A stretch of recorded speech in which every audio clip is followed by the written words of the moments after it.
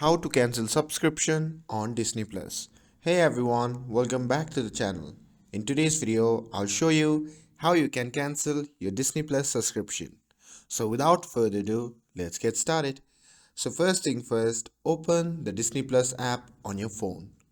Once you are inside the app, simply tap on the profile icon shown on the bottom right corner and you will enter the profile section. From here, simply tap on account.